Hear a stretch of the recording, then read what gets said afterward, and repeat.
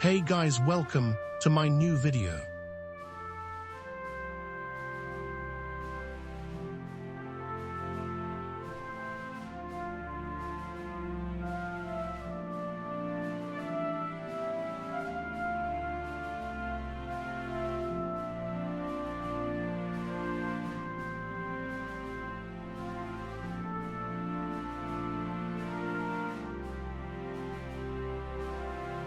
There is a border crossing 30 miles east of Carson City, Nevada, where a man in a green uniform will stamp your passport, ask if you're carrying any onions, incandescent light bulbs, or walruses, and mean it.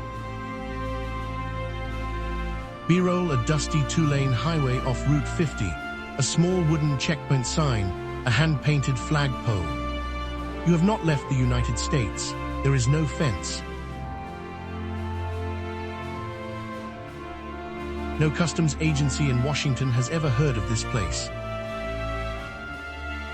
And yet, for the last 27 years, one man has governed this patch of desert as the sovereign, unelected president of his own country, a country with a navy, a railroad, a currency, and its own time zone, ticking 1 hour and 21 minutes ahead of everyone else in Nevada.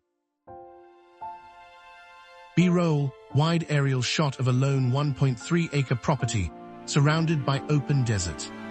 This is the Republic of Molossia. It has never been recognized by a single government on Earth. And somewhere on this land, hidden in a filing cabinet, is a declaration of war against a country that no longer exists, a war that, on paper, has never actually ended. B-roll close-up of an old, yellowed, typewritten document, slightly out of focus. We'll get to that war.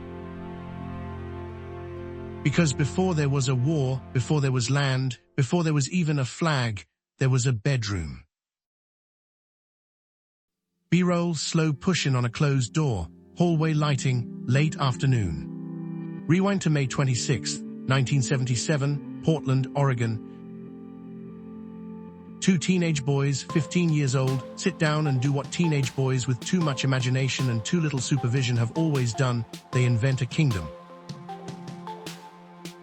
They name it the Grand Republic of Waldstein. One of them, James Spielman, crowns himself King James I. The other, a quiet, methodical kid named Kevin Bohr, accepts the title of Prime Minister. B-roll, archival-style photo montage suggestion. 1970s suburban Portland street, vintage bicycle, teenage bedroom desk. It should have ended there.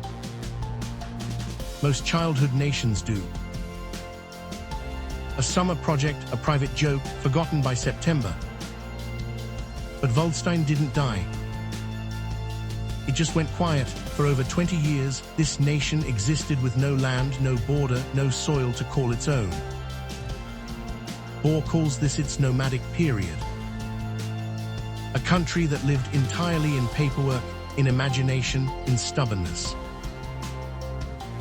B-roll, time-lapse suggestion, calendar pages, or a clock spinning through decades, subtle and restrained.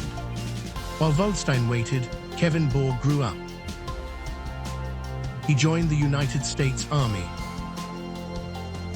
He was stationed in West Germany during the final, tense years of the Cold War, a young American soldier standing at the edge of a divided continent, watching two real superpowers stare each other down across a real wall. B-roll Cold War era West Germany imagery, military base perimeter, watchtower silhouette at dusk. Somewhere in those years, something happened. Something Bohr wrote down, filed away, and forgot about completely. A decision so small at the time that it wouldn't surface again for a quarter of a century. We'll come back to it. Because when it did resurface, it meant that a nation the size of a parking lot was, technically, still at war. B-roll filing cabinet drawer sliding shut, dust particles in a shaft of light. For now, the boy who once called himself Prime Minister came home from the army a grown man, and he brought the fantasy with him, not as a joke this time, as a plan. B-roll: a man in his 30s, back turned, looking out over open Nevada desert land. Because somewhere between a teenager's bedroom in Portland and a stretch of unclaimed desert in Dayton, Nevada, Kevin Bohr made a decision that almost no one who plays Found a Country as a kid ever actually makes. He decided to buy the land, plant the flag for real, and see if the government of the United States or anyone else would try to stop him. B-roll: slow drone shot, descending toward a small property fence line in the desert golden hour. Nobody did. What happens when a private fantasy becomes a legal deed of ownership? What happens when a joke declares itself a republic? And what exactly was buried in that soldier's paperwork from West Germany, the war nobody remembered starting? That's next. By the late 1990s, Kevin Bohr was no longer a teenager playing pretend in a Portland bedroom. He was a grown man, a U.S. Army veteran, married, working, living an ordinary American life in the state of Nevada.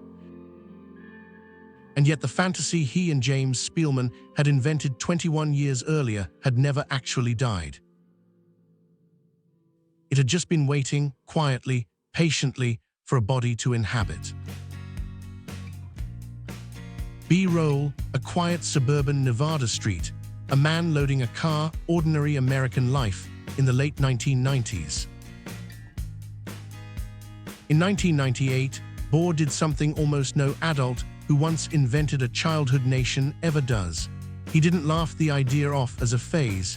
He didn't file it away with old yearbooks and forgotten mixtapes. He went out and he bought land. B-roll: a for sale sign on an empty desert lot, wind blowing dust across it. Roughly 1.3 acres, off Route 50, in the high desert near Dayton, Nevada, 30 minutes from Carson City, close enough to reach in an afternoon, remote enough that almost no one would ever ask questions. On paper, it was just another rural property sale, the kind that happens 1,000 times a year across the American West. A deed, a signature, a wire transfer. B-roll: aerial establishing shot of the open Nevada high desert, sagebrush stretching to the horizon. But Kevin Bohr didn't see a lot, he saw a homeland. B-roll: a man standing alone at the edge of a fenced property line, facing outward toward the desert. This is the moment the story stops being a memory and starts being a fact on the ground. A fantasy that lived for 2 decades only on paper suddenly had coordinates, latitude, longitude, soil you could kneel down and touch. And the moment something imaginary gets a physical address, it stops being harmless. It becomes a claim, and claims invite consequences. B-roll: close-up of a survey stake being driven into hard desert ground. He renamed the old childhood project the Kingdom of Molossia. Not a nation yet in the fullest sense, a kingdom, a working title, a country still finding its own shape. But for the first time since 1977, Molossia had a place where a flag could actually be planted and stay planted without anyone coming to take it down. B-roll: a hand-sewn flag being raised on a modest backyard flagpole. Nobody stopped him. No county official arrived to ask what exactly Kingdom of Molossia meant on a property deed. No federal agency flagged the purchase. In the eyes of the United States government, this was simply a private citizen buying a small, unremarkable piece of Nevada desert. In Kevin Bohr's mind, it was the founding of a sovereign state. B-roll: wide static shot of the empty property, silent, almost nothing on it yet. That gap between what the law saw and what Bohr believed, is the space where the entire Republic of Molossia would grow, and it grew fast. B-roll, slow time-lapse suggestion, shadows moving across the property as if days are passing quickly. Within months, the new kingdom underwent its first transformation. On February 21, 1999, Bohr dissolved the monarchy he had just built and declared something stranger. The People's Democratic Republic of Molossia, a nation modeled, at least in name and aesthetic, on the hardline communist states of the 20th century. B-roll, a red flag design suggestion, stark typography, Cold War propaganda poster aesthetic, stylized, not copying any real state's actual insignia.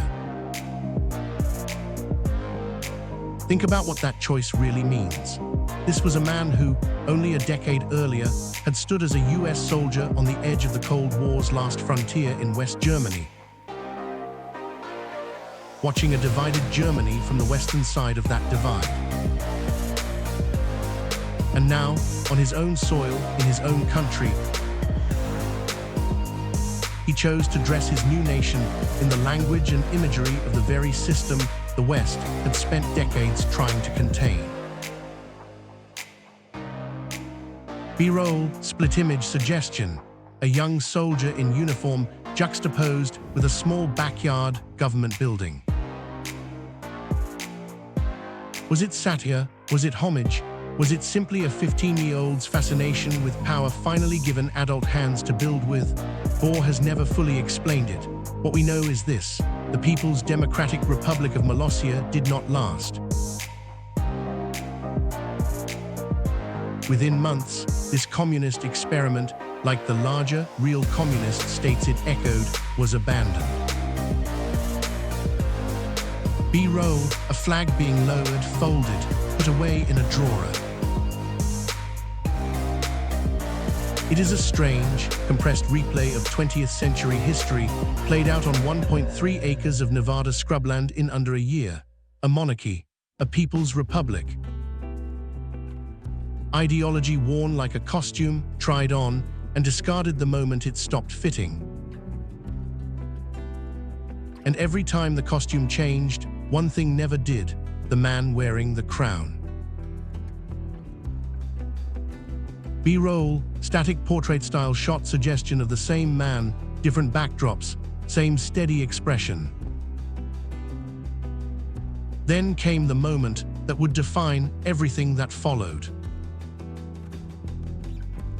On September 3, 1999, Kevin Bohr dissolved the People's Democratic Republic and declared, once and for all, the Republic of Molossia.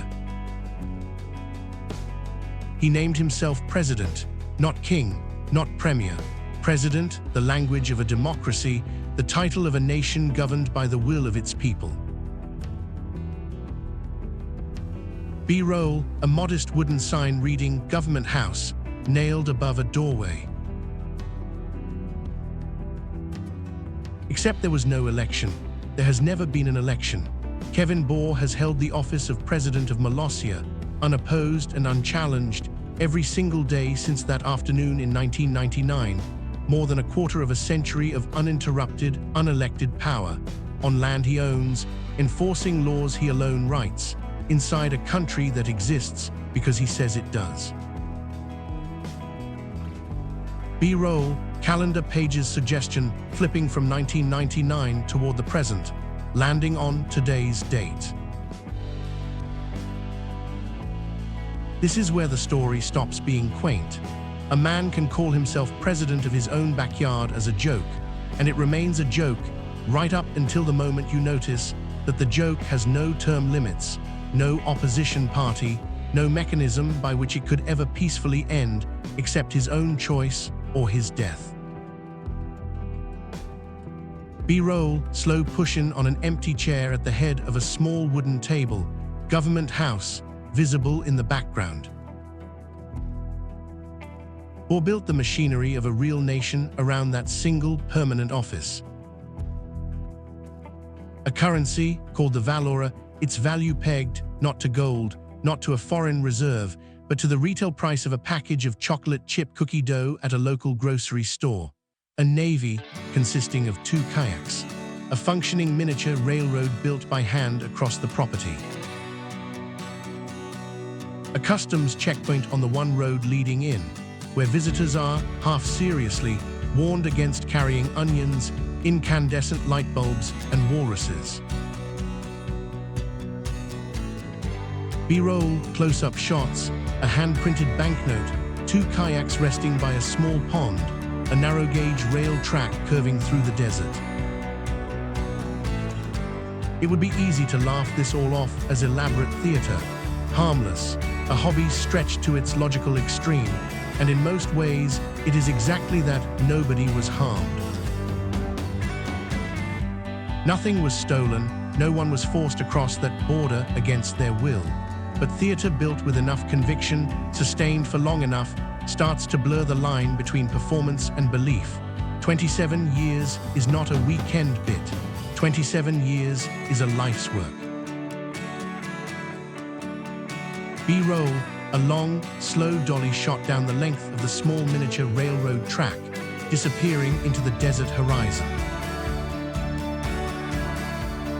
And a life's work once built does not like to be questioned. It defends itself. It finds enemies, real or imagined, to justify its own permanence.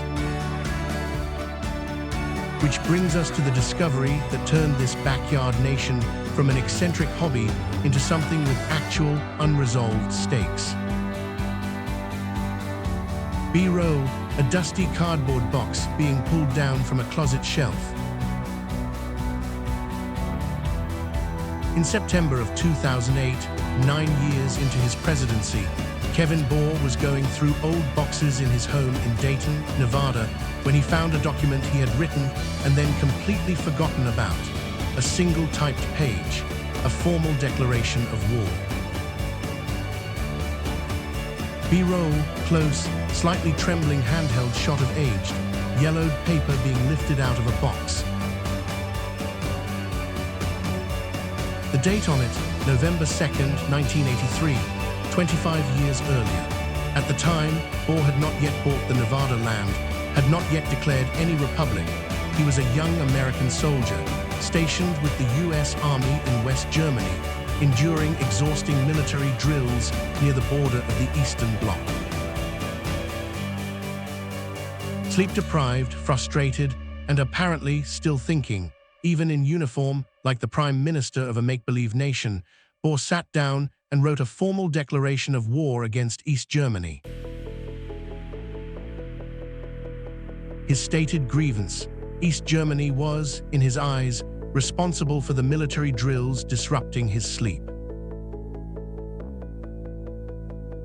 B-roll, Cold War-era West German countryside, a watchtower silhouette across a fence line at dusk, restrained and documentary-toned. It should have been a joke that lived and died on a single sheet of paper in 1983. East Germany's actual government never saw it, never responded to it, never had any reason to know a 21-year-old American soldier had declared war on their entire state over a bad night's sleep. And by October 3rd, 1990, East Germany didn't exist to respond to anything at all. It had been formally absorbed into a reunified Germany, its government, its army, its borders, dissolved into history. B-roll, archival-style black and white suggestion, the fall of a checkpoint gate, a divided city becoming one, restrained newsreel packing. By every normal measure, that should have been the end of it. A war against a country that no longer exists cannot continue. There is no one left to surrender to, and no one left to make peace with. Except Kevin Bohr did not see it that way. And here is where the story stops being funny and starts being genuinely strange. B-roll, slow zoom on a world map. a small, unremarkable island circled in red near the Cuban coastline. Boer's government pointed to a tiny, uninhabited strip of land off the coast of Cuba, 15 kilometers long, barely half a kilometer wide, home to nothing but iguanas, seabirds, and the occasional passing tourist. In 1972, the Cuban government, during a state visit from East German officials, symbolically renamed this island in honor of Ernst Thälmann, a German communist leader murdered decades earlier under the Nazi regime. East Germany's ambassador to Cuba even erected a small monument there that same year. B-roll, documentary-style still image suggestion, a modest stone monument on a remote, sparsely vegetated island shoreline. The island was never formally transferred. It was a gesture, a diplomatic courtesy, not a legal cession of territory. Cuba never gave it up, and neither Germany nor Cuba considers it anything more than symbolic. But it was also never mentioned by name in the 1990 treaty that formally reunified Germany and dissolved the East German state. B-roll, close-up of a treaty document, blurred and unreadable, pages turning slowly. And that gap, a technicality, an omission, a footnote nobody thought mattered, is the thread Molossia has held onto for over 40 years. If East Germany is not explicitly, legally erased from that one small island, the Molossian government argues, then East Germany has never fully ceased to exist. Which means the war declared in 1983, forgotten for 25 years, rediscovered in a cardboard box in 2008, has never technically been resolved. B-roll, a hand placing the rediscovered 1983 document into a glass display case. There is no East German army left to fight, no East German government left to negotiate with. No possible way to sign a peace treaty with a country whose last legal foothold is an uninhabited island that nobody, not Germany, not Cuba, not the rest of the world, believes is actually theirs anymore. And so, on paper, in the official records, Kevin Boer keeps as president of the Republic of Molossia. A war that began with a sleepless soldier's frustration in 1983 is still, to this day, ongoing, unfinished, unfinishable. B-roll, a commemorative medal on a small wooden display stand, dust settling faintly in the light. Think about what that actually means. A single man on 1.3 acres of Nevada desert has built a nation with a permanent, unelected president, and that nation is locked, by its own internal logic, into an endless war it can never legally end, against an enemy that has not existed for over 3 decades. Power that answers to no one. A war with no possible resolution. A claim to sovereignty resting on a technicality about an island nobody else even remembers. B-roll, wide, slow aerial pullback from the small Nevada property, the desert stretching out endlessly around it. That is not a punchline anymore. That is the architecture of something that could, under different circumstances, in different hands, become genuinely dangerous. A closed system where one person's word is law, one person's grievance becomes permanent policy, and there is no outside authority left to intervene. Because as far as the rest of the world is concerned, none of this is officially real to begin with. B-roll, slow, tense push-in on the government house sign from part 1, now lit by fading late afternoon light. It didn't stay contained to paperwork and desert soil for long, either. Word of Molossia began to spread first through the strange, insular world of self-declared micronations, then further, into media, into curiosity seekers, into people who wanted to see this place for themselves. And the more attention it drew, the more the boundary between game and government began to blur, for Bohr and for everyone watching. B-roll, a dusty guest book on a small table, pages filled with handwritten names and dates. Because a private fantasy, however elaborate, can exist forever in a man's own backyard without ever being tested. But the moment outsiders start showing up, tourists, journalists, other self-proclaimed rulers of other self-proclaimed nations, a fantasy is forced to behave like something real. It has to defend itself. It has to prove it can survive contact with the outside world. B-roll, a car pulling up to the small checkpoint gate, dust rising behind it.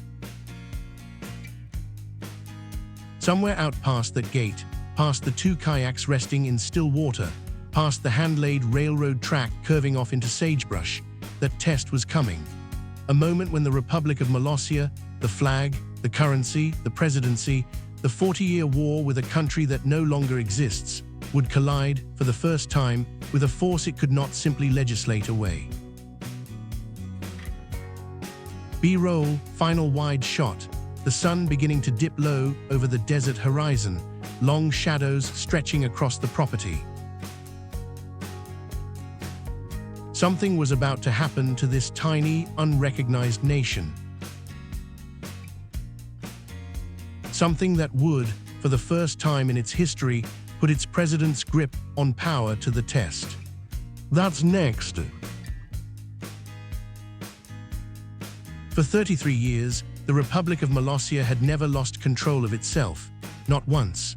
Through a monarchy, a communist phase, a forgotten war rediscovered in a cardboard box, through all of it, one thing never changed. Kevin Bohr remained in charge, unelected, unopposed, unchallenged. B-roll, a quiet morning shot of the government house sign, calm before something shifts. That ended in April of 2010. B-roll, a car door slamming, multiple figures walking toward the checkpoint gate, handheld and slightly chaotic. On April 9, 2010, a group of online comedians and internet personalities, a collective known as Channel Awesome, arrived at Molossia's front gate with cameras rolling and a plan already in motion. What followed was billed publicly as a comedy stunt, but strip away the jokes, and what actually happened was this. For the first time in the nation's history, the Republic of Molossia was invaded, and its government was overthrown. B-roll, a wide shot of a small group crossing the checkpoint threshold, flags and banners in hand. The territory was seized. Its name was erased and replaced. For those 3 days, this patch of Nevada desert was no longer Molossia at all. It was rebranded Kikasha, and a new, self-declared dictator sat where President Bohr had sat, unquestioned, for over a decade. B-roll, a new, garish handmade flag being raised over the property, replacing the Molossian one. Think about the sheer irony sitting underneath that moment. A nation founded on the idea that anyone with enough conviction can simply declare sovereignty and make it stick had just been conquered by people using precisely that same logic against it. If a teenager's bedroom fantasy could become a real government through nothing but persistence and paperwork, then that same government could just as easily be taken by anyone willing to show up and claim it harder. B-roll, close-up of the deposed Molossian flag, folded, set aside. For 3 days, Kevin Bohr, president of Molossia since September 3, 1999, was not president of anything. The new regime that replaced him did what new regimes so often do. It ruled with theatrical, self-serving authority, answering to no one, just as Bor himself once had. B-roll, a staged throne or seat of power inside a small structure, deliberately overblown. And then, just as quickly as it began, it collapsed. The invading government's authoritarian style, heavy-handed, self-indulgent, unaccountable, turned on itself. On April 12, 2010, the occupiers departed peacefully, and Kevin Bor was restored to the presidency he had held, uninterrupted, for over a decade. B-roll, the Molossian flag being raised again, slow and deliberate, replacing the temporary one. It was framed at the time entirely as comedy, a viral stunt, a punchline, a story people shared and laughed at and moved on from. But comedy and consequence are not opposites. They can occupy the exact same 3 days, because for those 3 days, a real, if tiny, government had genuinely fallen. Its president had genuinely lost power. And the only thing that separated Molossia's 2010 collapse from the collapse of any real regime anywhere in history was scale. B-roll, wide, slow shot of the empty desert road leading away from the property, quiet again. Power, once proven to be this fragile, changes a person's relationship to it. Kevin Bor had spent over a decade believing his republic, however small, however unrecognized, was permanent, because nothing had ever tested that belief. Now something had, and he knew, in a way he had never had to reckon with before, that everything he had built could be taken from him in a weekend by anyone determined enough to try. B-roll, a contemplative shot, the same man from earlier, now older, standing at the property's edge again. 2.5 years later, Bor made a move that revealed exactly how seriously he had come to take all of this. B-roll, a laptop screen glowing in a dim room, a government petition website loading. On November 13, 2012, Kevin Bor filed a formal petition on the White House's official We the People platform, a real channel built for real American citizens to request real federal action, asking the United States government to officially recognize the Republic of Molossia.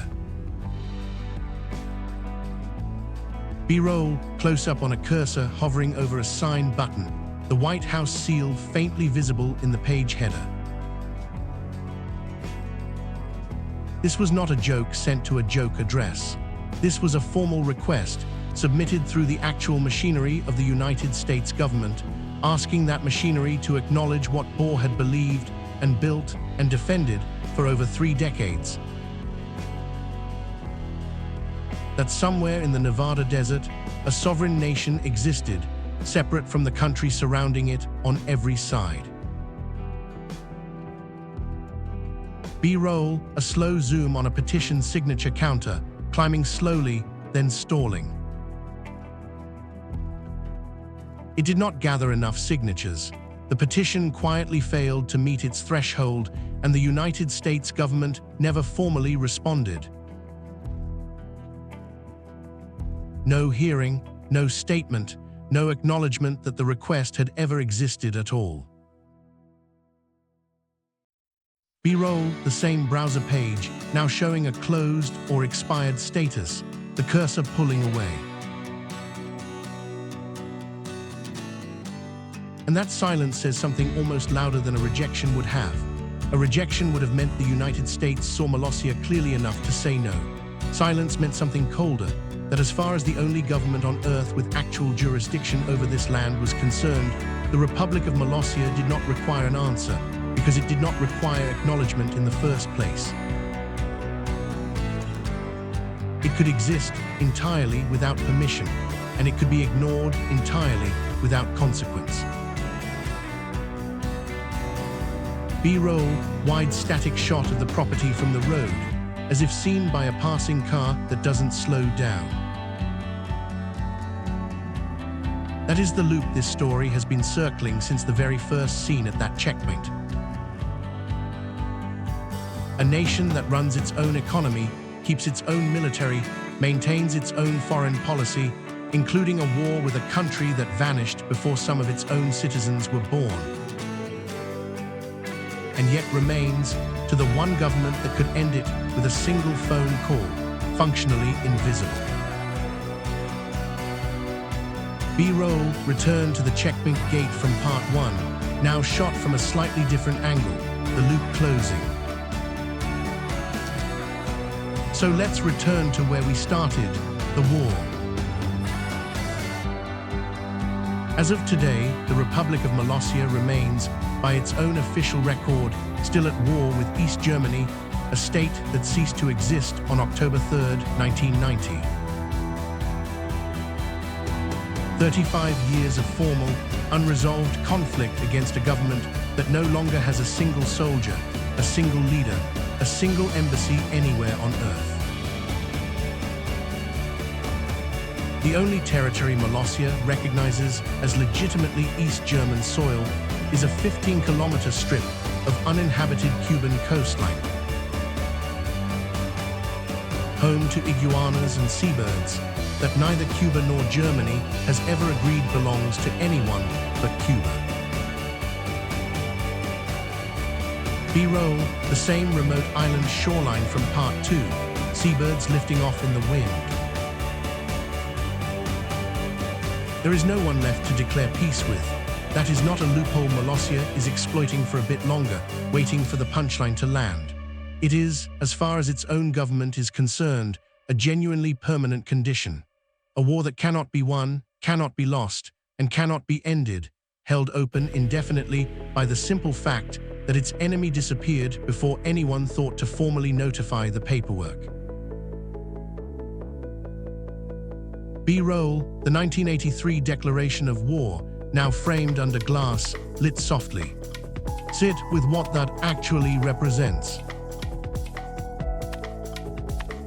A single private citizen on 1.3 acres of Nevada desert has constructed a functioning miniature version of a sovereign state, complete with a permanent, unelected executive, a currency, a military, a customs border, and an active, unresolvable state of war, and has sustained all of it without interruption for over a quarter of a century, entirely within the borders of the most powerful nation on Earth, with that nation's full and total indifference.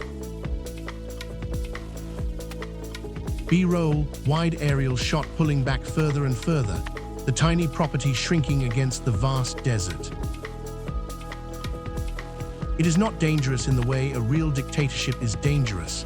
Nobody has been silenced. Nobody has been imprisoned. Nobody has died in Molossia's 40-plus years of war. But it is a working model, small enough to be harmless, small enough to be funny, but structurally identical to something that, at a different scale, in different hands, would not be funny at all. Absolute, permanent, unelected power. A manufactured enemy that can never formally surrender.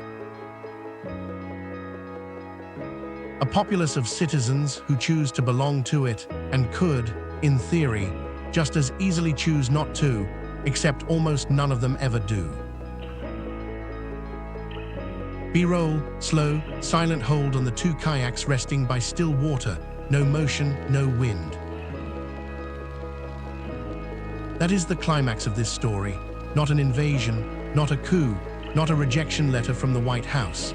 The climax is the quiet, unbroken permanence of all of it, the realization that this joke has been running for so long with so much internal consistency that it has become genuinely indistinguishable in its structure, if not its scale, from the real thing. B-roll, a long-held shot of the government house sign, no camera movement, letting the silence sit.